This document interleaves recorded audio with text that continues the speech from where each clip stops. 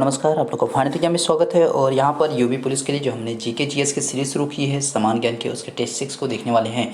तो फटाफट जुड़ेंगे और वन बाय वन सभी क्वेश्चंस को देखा जाएगा। आपकी स्क्रीन पर एक क्वेश्चन दिख रहा है, इसका आपका जवाब करना है कमेंट करके कि इसका सही उत्तर क्या होगा। बढ़ते हैं अपने पहले प्रश्न की तरफ। और पहला प्रश्न यहाँ पे जवाब करेंगे, इसका सही उत्तर क्या होगा।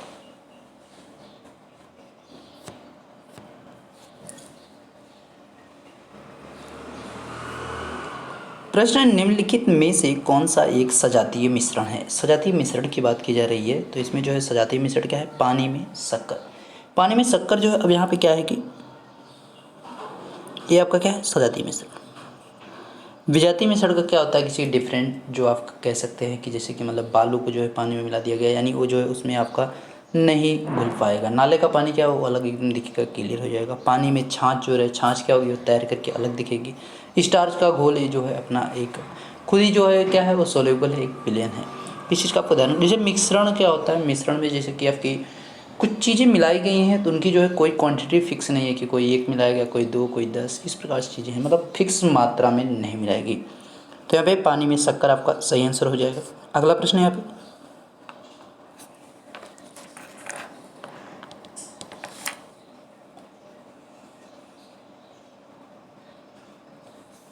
प्रश्न है, अम्बुबाची मेला किस राज्य में लगता है। अम्बुबाची मेला की बात करेंगे तो अम्बुबाची मेला जो है लगता कहाँ पे है, तो यहाँ पे अगर सही उत्तर की बात करेंगे तो ये कहाँ पे लगता है, तो ये असम में लगता है। ठीक है, अम्बुबाची मेला जो है असम में लगता है। ये आपके लिए काफ़ी जो है इम्पोर्टेंट है। और अम्बुबाची मेला जो है कई बार आपके एग्जामों में पूछे गए हैं, तो ये चीज़ आपको ध्यान रखना है। जैसे कि पूरे एशिया का जो सबसे बड़ा पशु मेला कहाँ लगता है, सोनपुर के बिहार में लगता है, तो भी थोड़ा सा आपको याद रखना है। एक आपका फ्लेमिंगो फेस्टिवल लगता है। फ्लेमिंगो फेस्टिवल जो है आंध्र प्रदेश में सेलिब्रेट किया जाता है, फ्लेमिंगो फेस्टिवल। ठीक है, तो इसको भी आप ध्यान रखेंगे, फ्लेमिंगो फेस्टिवल। पोंगल जो आपका तमिलनाडु, आप इसको भी याद रखेंगे। तो ये चीज़ें आपकी याद रखनी है। बढ़ते हैं आगे और यहाँ पे देखेंगे अगले प्रश्न को।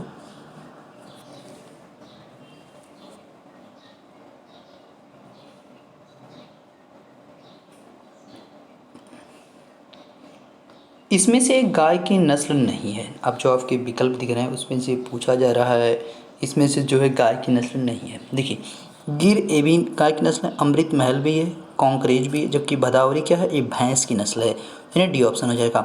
भदावरी हो गई और जो है मुर्रा हो गई, ये सब जो है मुर्रा हो गई। उसके बाद सुरती, जफराबादी,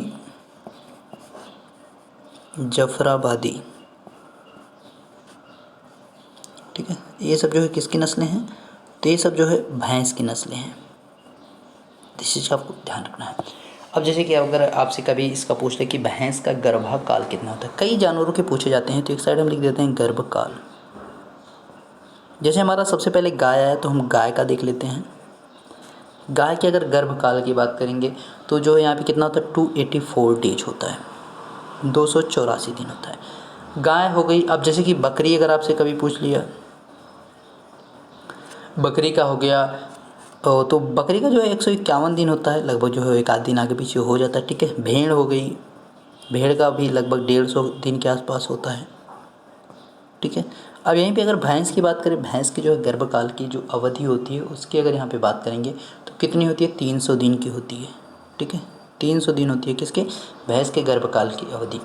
ऊँट की अगर बात करें तो ऊँट की जो है लगभग आप देख सकते हैं 400 है, यानी सबसे अधिक जो भी अभी हमने जितने भी एनिमल बताए उनमें। अगर घोड़ा की आप बात करेंगे, घोड़ा का जो है, जो घोड़ियाँ होती हैं उनकी बात करेंगे, तो इनका जो है लगभग 330 दिन जो है होते हैं गर्भकाल के। तो ये पॉइंट्स आपको याद रखने हैं। बढ़ते हैं अगले पॉइंट की तरफ।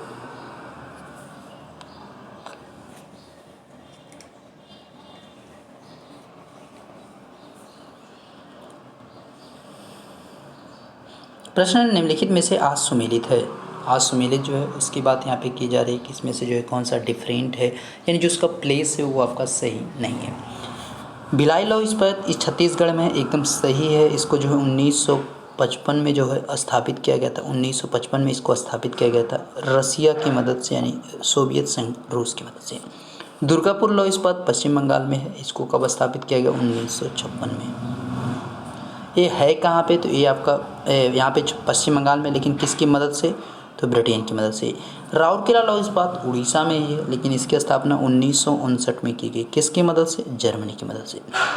तीनों की जो सबसे बड़ी स्पेशलिटी वो है कि ये तीनों जो है आपके सेकेंड जो 5 ईयर प्लान था, यानी दूसरी जो पंचवर्षीय योजना थी, उस समय तीनों स्थापित किए गए थे। तो ये भी आपको ध्यान रखना है।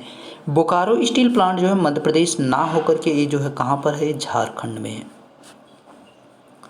ये कहाँ पर है? ये झारखंड में है। तो ध्यान रखना है 1964 में स्थापित किया गया।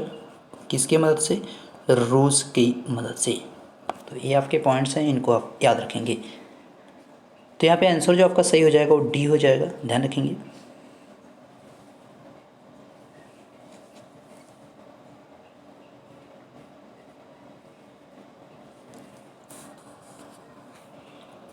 निम्न में से किस स्थान पर आधुनिक रेल कोच फैक्ट्री स्थित है? आधुनिक कोच जो रेल फैक्ट्री स्थित है वो कहाँ पे है? तो रायबरेली में है। ध्यान रखेंगे कहाँ पे? रायबरेली में।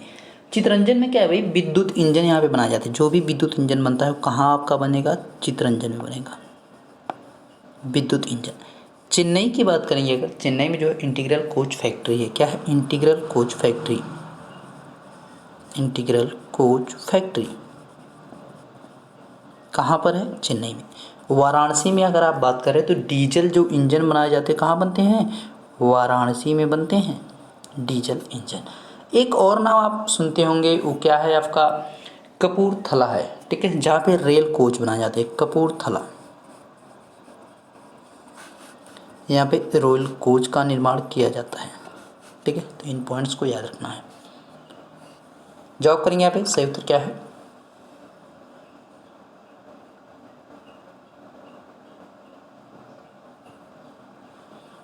प्रश्न है सोने का रेशा किसे कहते हैं? सोने के रेशे की बात कर रहे हैं तो किसको कहा जाता है? जूट को कहा जाता है। तो यहाँ पे इस चीज़ का ध्यान रखना है। और पहला जो जूट कारखाना खोला गया था, पहला जूट कारखाना की बात करेंगे अगर, तो रिसरा में खोला गया था, ठीक है। रिसरा में खोला गया था एमपी में, तो 1855 में खोला गया था। तो ये भी आपको याद रखना है, ओके। और मूंगे जो रेशम होता है, क्या होता है कि मूंगे का जो रेशम बनाया जाता है उसमें जो भारत को एकाधिकार है, यानी भारत में सबसे ज़्यादा जो है मूंगे से क्या किया जाता है? रेशम उत्पादित किए जाते हैं। अब जैसे सूती वस्त्र उद्योग से कुछ हमारे जो है पॉइंट्स हैं, जैसे कि मुंबई को सूती वस्त्रों की राजधानी कहते हैं। मुंबई जो है ना उसको क्या कहते हैं? सूती वस्त्रों की राजधानी। सूती वस्त्रों की राजधानी यानी कैपिटल। अगर आगे बात करें कानपुर, उत्तर भारत का मैनचेस्टर जिसको कहते हैं, उत्तर भारत का मैनचेस्टर, उत्तर भारत का मैनचेस्टर। अगर बात करें कोयम्बटूर तो दक्षिण भारत का मैनचेस्टर हो जाएगा। कोयम्बटूर दक्षिण भारत का मैनचेस्टर, भारत का मैनचेस्टर। और आपका जो अहमदाबाद है उसको भारत का बोस्टन कहा जाता है। ध्यान रखिए भारत का बोस्टन किसको कहते हैं? अहमदाबाद को। और आधुनिक जो सूती कपड़ा मिले हैं, अगर सूती कपड़ों में बात करेंगे तो उनकी जो स्थापना की गई थी 1854 में की गई थी। आधुनिक जो सूती मिले हैं तो 1854 में इनकी स्थापना की गई थी, मुंबई में की गई थी। तो ये पॉइंट भी आपको याद रखना है।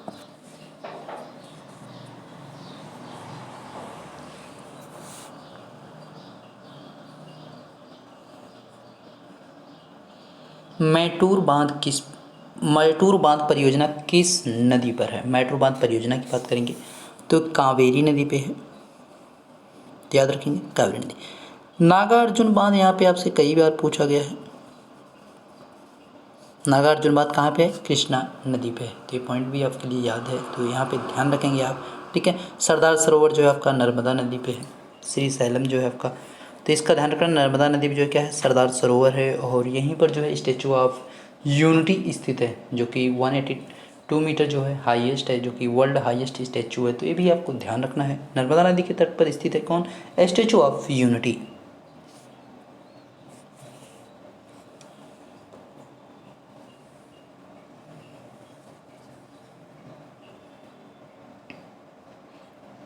सुभाष चंद्र बोस अंतर्राष्ट्रीय हवाई अड्डा कहाँ है? सुभाष चंद्र अंतर्राष्ट्रीय जो हवाई अड्डा है वो कहाँ पर है? कोलकाता में, ध्यान रखेंगे। अगर भारत में बात करें वायुयान जो निर्माण की स्टार्टिंग की गई थी वो कब की गई थी? तो 1940 में की गई थी वायुयान निर्माण। वायुयान निर्माण की स्टार्टिंग जो 1940 में की गई। आप कह सकते हो 1940 में कारखाना बनाया गया। कहाँ पे बनाया गया? तो बेंगलुरु में, जिसको जो है हिंदुस्तान एयरक्राफ्ट कंपनी के द्वारा मतलब शुरू किया गया या उसको नाम दिया गया। तो इस प्रकार से आप इस चीज़ों को याद रख सकते हैं। आगे बढ़ते हैं और आगे ध्यान रखना है प्रश्न क्या है, इसको पढ़ना है, इसका जवाब करना है कि इसका सही उत्तर क्या होगा।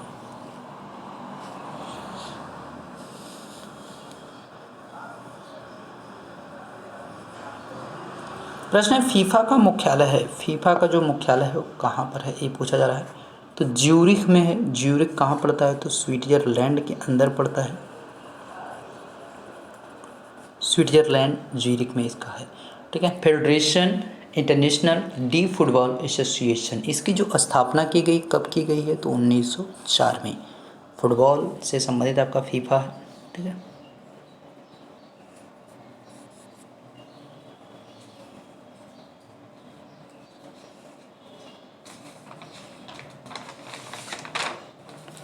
राजसमंद झील कहाँ पूछा गया? जहाँ पे सांभर झील है, जो कि भारत के सबसे खारे पानी की झील है, सांभर झील राजस्थान में। तो ऐसे ही जो है राजसमंद झील भी कहाँ पे है?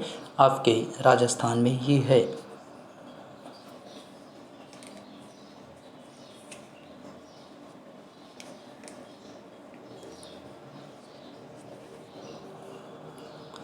निम्न में से कौन से जनजातीय समूह के लोगों के द्वारा दिवाली को शोक के रूप में मनाया जाता है? यानी जो दिवाली त्यौहार आपका पर्व है उसको जो यहाँ पे शोक के रूप में मनाया जाता है, इसकी बात की जा रही है। तो कौन सी जनजाति के द्वारा इसको मनाया जाता है? तो थारू जनजाति के जो लोग हैं उनके द्वारा इसको मनाया जाता है। ये निवास कहाँ करते हैं? तो उत्तर प्रदेश व उत्तराखंड में मुख्यतः जो है निवास करते हैं। तो ये भी आपको पॉइंट याद रखना है। संथाल की अगर बात करें तो ये बिहार और झारखंड में मुख्यतः रहते हैं। कहाँ कहाँ पे? बिहार हो गया और झारखंड हो गया। यहाँ पे याद रखना है। मध्य प्रदेश में भील और गोंड दोनों जो है एमपी में निवास करते हैं। तो ध्यान रखेंगे इन पॉइंट्स को।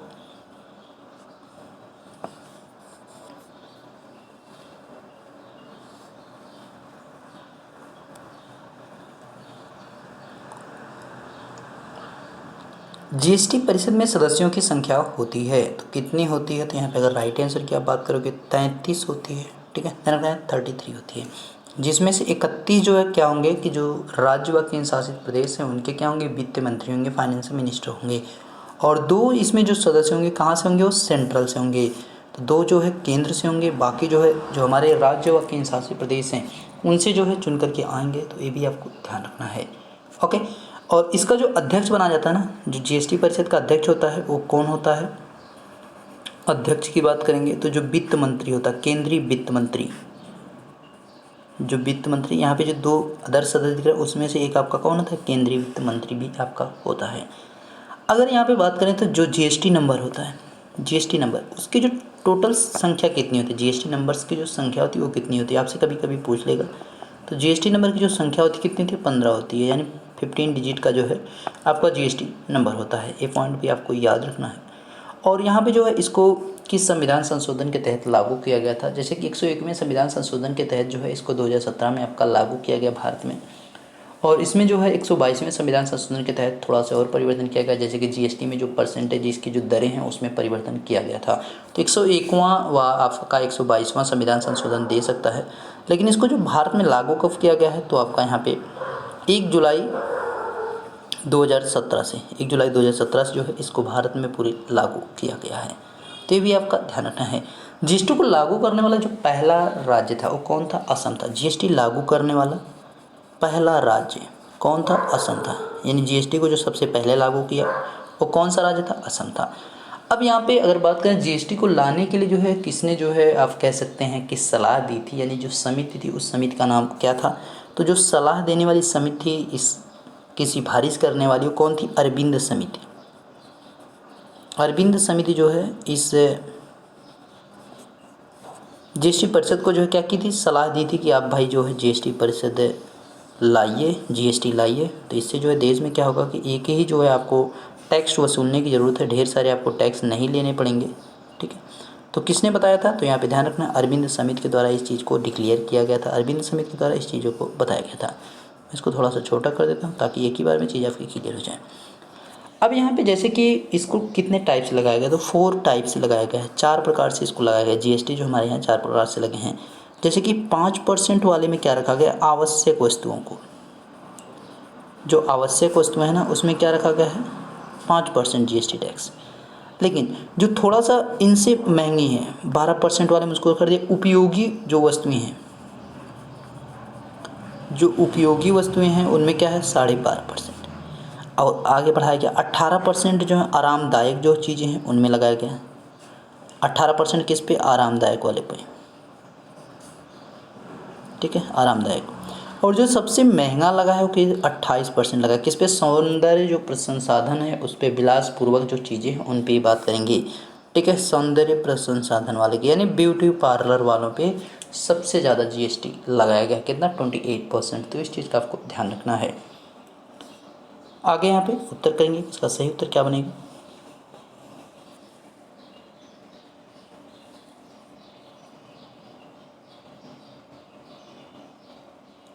निम्न में से कौन सा सही सुमेलित नहीं है, तो कौन सा इसमें सही सुमेलित नहीं है। देखिए हरिकेन जो है कैरोबियन सागर में आता है, एकदम सही है। साइक्लोन जो है बंगाल की खाड़ी में उठते हैं, ये भी सही है।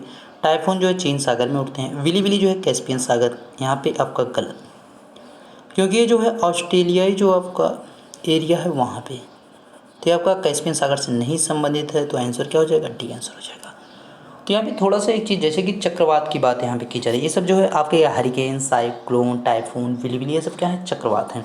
तो चक्रवात की जो खासियत होती है ना, केंद्र में जो निम्न दाब होता है, यानी जो उसमें मिनिमम प्रेशर की बात करेंगे, तो वो क्या करता है कि वो बाहर से जो है अंदर की ओर होता है। जो इसमें हवाएं जो चलती है ना, प्रेशर जो होता है उसकी बात कर रहा है। तो जो हवाएं होती हैं क्या होती हैं कि बाहर से अंदर की तरफ जाती हैं, किसमें, चक्रवात में। जबकि आपका जो एंटी आपका जो साइक्लोन होगा, यानी आपका यहाँ पे प्रति चक्रवात जो होगा उसमें क्या होगा, अंदर से बाहर की तरफ आएंगे। इसमें क्या है, बाहर से अंदर की तरफ हवाएं जा रही हैं, लेकिन आपका जो प्रति चक्रवात होता है उसमें क्या होती है, हवाएं जो है अंदर से बाहर की तरफ आती हैं। अगर यहाँ पे चक्रवात की बात करें, इसकी जो हवा की दिशा होगी, अगर वो जो है आपका इस प्रकार से आप ग्लोब बनाओगे, तो इस प्रकार से ग्लोब जब बनेगा, तो अगर यहाँ पे जो हवाओं की डायरेक्शन की बात करेंगे, तो अगर उत्तरी गोलार्ध में रहेगा तो एंटी क्लॉकवाइज, यानी घड़ी की सुई के विपरीत दिशा में इस प्रकार से चलेंगी, इस प्रकार से इनकी हवाएं रहेंगी, ठीक है। यानी जो इस सर्कल बनेगा इस प्रकार से, उसमें जो है हवाएं ऐसे ऐसे घूमेंगी। और जब आपका यहाँ पे दक्षिणी गोलार्ध में रहेगा तो क्या होंगी, क्लॉकवाइज, जो इसकी हवाएं होंगी वो क्या होंगी, क्लॉकवाइज चलेंगी। तो ये चीज़ आपको ध्यान रखना है, ठीक है। तो ये पॉइंट्स आपके हैं, जिनको याद रखिएगा।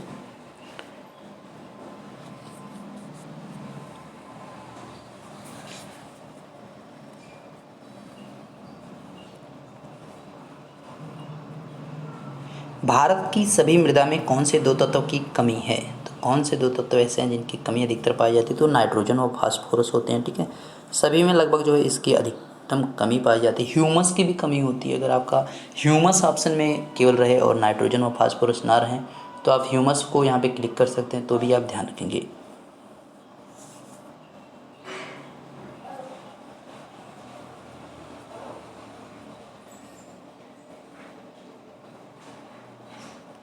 टेराकोटा से सर्वप्रथम ज्ञात साक्ष्य से प्राप्त हुआ है, यानी टेराकोटा से जो प्राप्त पहला साक्ष्य हुआ है वो कहाँ से प्राप्त हुआ है, इसकी बात की जा रही है टेराकोटा की। तो टेराकोटा के जो सबसे प्रथम साक्ष्य मिले हैं, यानी पक्की मिट्टी के बर्तन, आप कह सकते हैं पक्की मिट्टी की जो भी चीज़ें बनाई गई हैं पक्की, मतलब जैसे कि मिट्टी को पहले बनाया गया, फिर उसको जो क्या किया गया, आग में पकाया गया है। तो इस चीज़ों को, मतलब जो भी चीज़ें आप, जैसे कि आप आज देखते होंगे पक्के जो है मिट्टी के आपके घड़े जो जैसे रहते हैं, जिसमें हम पानी को ठंडा करते हैं आपकी गर्मियों में, तो उन चीज़ों की बात की जा रही है। तो उस प्रकार की और सारी चीज़ें थी जिनको जो यहाँ पे टेराकोटा के रूप में जाना जाता है। अगर यूपी में आपका कभी पूछ दे कि उत्तर प्रदेश का कौन सा स्थान या कौन सा शहर जो है टेराकोटा के लिए प्रसिद्ध है, तो उसका नाम क्या हो जाएगा, वो हो जाएगा नाम आपका गोरखपुर। तो इस चीज़ का भी ध्यान रखेंगे। अब जैसे यूनानियों से भी तो हमें कुछ मिला होगा, यूनानियों से हमने क्या पाया, सोना। यानी सबसे पहले जो हमें मिलते हैं कि यहाँ पे सबसे पहले जो सोना के आप कह सकते हैं कि साक्ष्य जो प्राप्त हुए कहाँ से, यूनानियों से प्राप्त हुए हैं। कुषाण वंश के द्वारा क्या किया गया, इन्होंने सबसे ज़्यादा शुद्ध सोने जारी किए, यानी सबसे ज़्यादा शुद्ध सोनों को जो हमें देखने को मिलता है वो कहाँ से साक्ष्य मिलते हैं, कुषाण वंश से। सातवाहन वाले जो थे ना, इनके द्वारा क्या मिला, इनके द्वारा हमें सीसा देखने को मिला, यानी जो सीसा के साक्ष्य मिलते हैं तो हमें सातवाहन वंश से मिलते हैं। अगर रुपया जो हम देखते हैं, रुपया जो आज आप सुनते हो शेरशाह सूरी के द्वारा शुरू किया गया, वहाँ से जो है हमने इस चीज़ को पाया है। आगे देखते हैं और अगले प्रश्न को देखिए।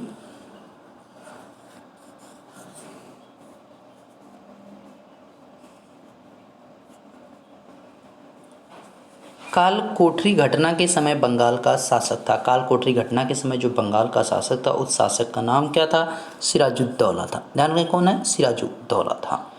और ये घटना हुई कब थी? तो 20 जून 1756 को, 20 जून 1756 को कालकोठरी घटना हुई थी। कहाँ पे हुई थी? कोलकाता में हुई थी, ठीक है, जिसको ब्लैक होल के नाम से भी जाना जाता है। तो ये चीज़ भी आपको ध्यान रखना है, ठीक है। अलीवर्दी खान के बाद जो है सिराजुद्दौला जो है बनता है शासक। अब एक चीज़ और निकल के आपका आता है यहीं पे जो है 23 जून 1757 को होता है क्या? प्लासी का युद्ध। तो दो डेट हैं, इनको भी याद रखेंगे, एक प्लासी का युद्ध और एक आपका 1764 में होता है क्या? बक्सर का युद्ध। तो 2 पॉइंट आपको याद रखने हैं।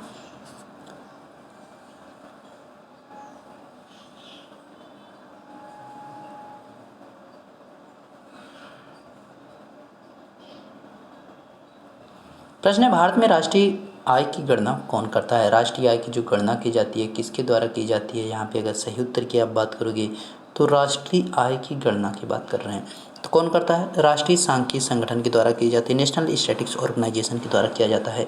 जो आरबीआई होता है वो क्या करता है? वो मौद्रिक नीति की गणना करता है, ठीक है। इसकी स्थापना 1950 में हुई थी और रिजर्व बैंक की स्थापना जो है 1935 में हुई थी। दोनों के हेडक्वार्टर जो है यहाँ पे नेशनल स्टैटिस्टिक्स के जो है न्यू दिल्ली में है और इसके जो है मुंबई में है, यानी आरबीआई के जो है कहाँ पे है? मुंबई में है। और स्टैटिस्टिक्स के जो है यहाँ पे 1950 में स्थापना की न्यू दिल्ली में इसका हेडक्वार्टर है। तो ये भी आपको याद रखना है, ओके। आगे बढ़ते हैं और अगला प्रश्न देखेंगे। अगला प्रश्न क्या है?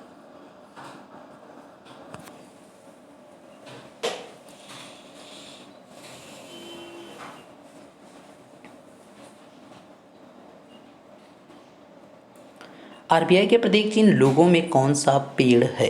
कौन सा पेड़ है? यानी वहाँ पे जो एक चित्र होता है आरबीआई का उसमें जो एक पेड़ लगाया गया है उस पेड़ का नाम क्या है वो पूछा गया। तो नाम क्या है? ताड़ का पेड़ है। ध्यान रखेंगे। आरबीआई के बारे में जस्ट हमने 1935 में, तो यहाँ पे 1 अप्रैल 1935 में इसकी स्थापना की गई है। कब की? 1 अप्रैल 1935 में। और यहाँ पे 1 जुलाई 1949 में इसका नेशनलाइजेशन कर दिया गया, यानी इसका राष्ट्रीयकरण किया गया। एक पॉइंट भी आपको याद रखना है, ओके। और यहाँ पे जो है इसका 1 अप्रैल से लेकर 31 मार्च तक जो है वित्तीय वर्ष के रूप में जाना जाता है। तो ये पॉइंट भी आपके लिए इंपॉर्टेंट है। और इस समय जो गवर्नर है आपके आरबीआई के कौन है? तो शक्तिकांत दास हैं। आरबीआई का मुख्यालय आपका कहाँ पे? मुंबई में। ये पॉइंट भी आपके लिए इंपॉर्टेंट है।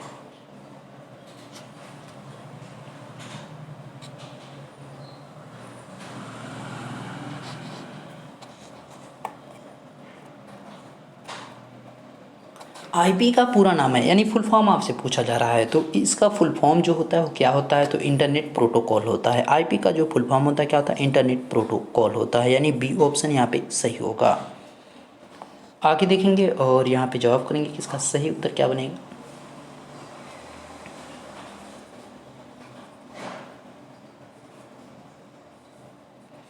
अंतिम मुगल सम्राट और भारत में ब्रिटिश शासन के प्रतिरोध का प्रतीक कौन था? तो यहाँ पे कौन पर्सन था? वो आपके अंतिम जो मुगल सम्राट थे वो कौन है? बहादुर शाह जफर है। और वही में जो है ब्रिटिश शासन के प्रतिरोध का प्रतीक के रूप में भी जाने जाते हैं। कौन जाने जाते हैं? बहादुर शाह जफर। इनका जो मकबरा है वो कहाँ पे है? रंगून में है। तो ये भी ध्यान रखना है, आउट ऑफ इंडिया।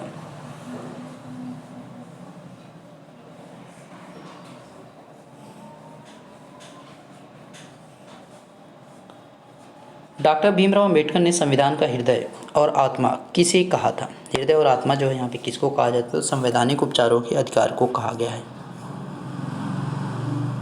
संविधान की कुंजी के रूप में किसको जाना गया है? संविधान की कुंजी तो किसको कहा गया है? प्रस्तावना को। तो ध्यान रखेंगे, प्रस्तावना को जो है संविधान की कुंजी कहा गया है। और संवैधानिक उपचारों को जो हृदय और आत्मा के रूप में जाना गया है। किसके द्वारा कहा गया? डॉक्टर भीमराव अम्बेडकर के द्वारा इस चीज़ को कहा गया है। तो यहाँ पे ये पॉइंट याद रखना है। और संवैधानिक उपचारों का अधिकार जो है अनुच्छेद 32 में आपका है। तो आर्टिकल आपका 32 है और ये हमारे मौलिक अधिकार के अंतर्गत भी आता है। तो पॉइंट भी इम्पोर्टेंट है आपके लिए।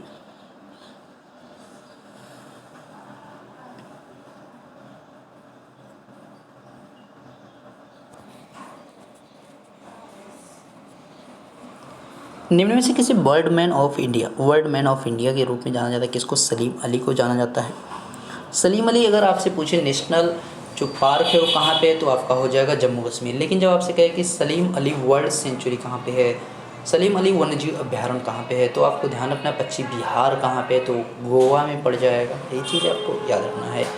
तो जैसे आपका वर्ल्ड मैन ऑफ इंडिया दिया वैसे होता है टाइगर मैन ऑफ इंडिया। एक नाम और है tiger man of India. Tiger man of India ये हैं कौन? कैलाश संखाला को जाना जाता है टाइगर मैन ऑफ इंडिया। किसको? कैलाश संखाला को। तो यहाँ पे ध्यान रखना है। ओके, अगर भारत में बात करें जो है टोटल जो है बाघों की संख्या कितनी है, जब यहाँ पे टाइगर आ गए तो उनकी भी देखें तो 2967 है। पूरे विश्व में जो है सबसे ज़्यादा बाघ हमारे देश में पाए जाते हैं।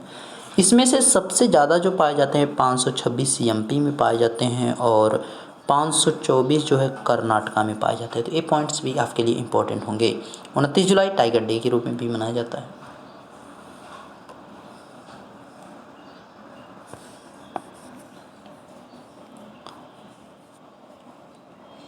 निम्नलिखित में से कौन दक्षिण अफ्रीका की प्रशासनिक राजधानी है? तो प्रशासनिक राजधानी के रूप में पूछा जा रहा है किसको? यहाँ पे दक्षिण अफ्रीका की प्रशासनिक। पहली बात तो ध्यान रखना है दक्षिण अफ्रीका की 3 राजधानियाँ कौन कौन? केप टाउन है, प्रेटोरिया है और यहाँ पे ब्लूम फाउंटेन है। यानी Cape Town, Pretoria, Bloom fountain, ये 3 राजधानियाँ हैं।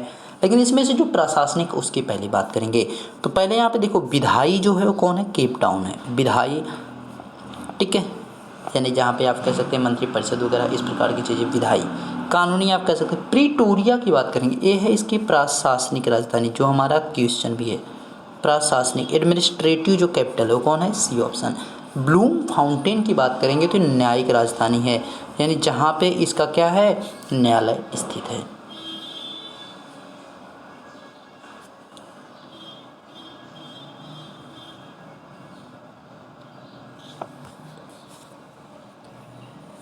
उन्नीस 1916 में मुस्लिम लीग और कांग्रेस ने एक दूसरे के साथ समझौता किया और पर हस्ताक्षर किया। किस पर हस्ताक्षर किया? 1916 में लखनऊ समझौता हुआ।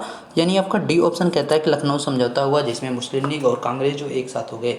जैसे कि आपका 1907 का जो आपने देखा होगा 1907 का कांग्रेस अधिवेशन, जहाँ पे जो है फूट हो जाती है सूरत अधिवेशन जिसको कहते हैं 1907 का सूरत अधिवेशन, जिसमें जो है आपका कांग्रेस में फूट हो जाती है और इसमें 2 गुट हो जाते हैं। एक होता है नरम दल, एक होता है आपका गरम दल। तो दोनों पॉइंट्स भी आपको याद रखना, जिसकी अध्यक्षता जो है रास बिहारी बोस के द्वारा की गई थी और जो लखनऊ समझौता था उसकी जो अध्यक्षता की गई थी अंबिका चरण मजूमदार के द्वारा की गई थी। और ये रहा आपका आखिरी प्रश्न, इसका उत्तर करेंगे कि इसका सही उत्तर क्या होगा।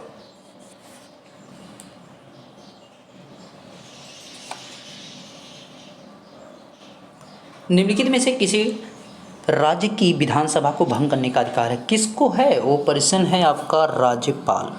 तो ध्यान रखना है विधानसभा जो होती है उनको भंग करने का अधिकार किसके पास है? राज्यपाल के पास है।